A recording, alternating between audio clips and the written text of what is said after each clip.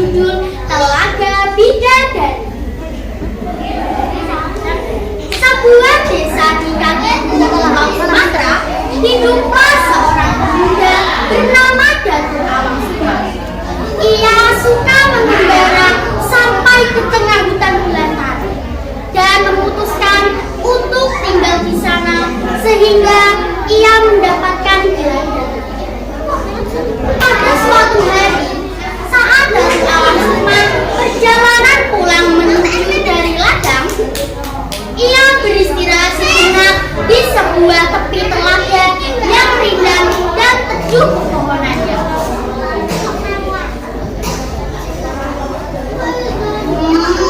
Alangkah indahnya telaga ini. Saya akan meniup seruling. Sepertinya cocok dengan suasana yang indah ini.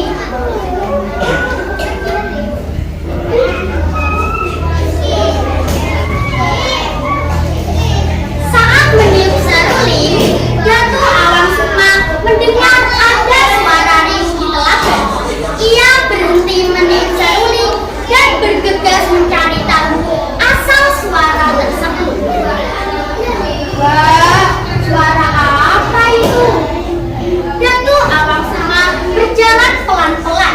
Di balik pepohonan, ia melihat ada 7 gadis cantik yang sedang mandi dan tertawa riang. Subhanallah, cantik sekali mereka. Mungkinkah mereka itu para bidadari?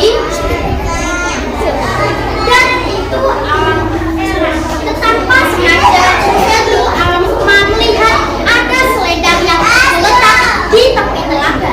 Tanpa pikir panjang, Datuk Awang Sukma segera mengambil salah satu selendang tersebut. Karena kurang hati-hati, ia menginjak ranting dan dedaunan kering yang berserakan. Namun, ia masih bisa meraih selendang tersebut. Para bidadari terkejut. Mereka segera mengambil selendangnya masing-masing dan terbang kembali. Namun, ada salah satu bidadari yang kehilangan selendangnya dan tak bisa terbang kembali ke kahyangan, yaitu si putri bungsu. Aduh, mana selendangku? Bagaimana aku bisa terbang kembali ke kahyangan tanpa selendangku? Datuk Awang Sukma keluar dari persembunyian untuk mendekati si putri bungsu. Wahai Tuan Putri, mengapa engkau menangis di tepi telaga ini? Selendangku hilang. Aku tak bisa terbang kembali ke kahyangan. Siapa kamu? Aku Datuk Awang Sukma. Jangan takut Tuan Putri, aku akan menolongmu. Mari, ikutlah aku ke sini. Karena saat itu tidak ada orang lain, maka tidak ada jalan lain kecuali si putri bungsu menerima pertolongan dari Datuk Awang Sukma. Baiklah, aku bersedia ikut denganmu. Mereka memutuskan menikah dan hidup bersama. Dari bumi hari, Datuk Awang Sukma dan si putri bungsu hidup bahagia. Datuk Awang Sukma memperlakukan si putri bungsu dengan baik. Mereka dikaruniai seorang anak perempuan yang lucu dan cantik, yaitu Pumalasari.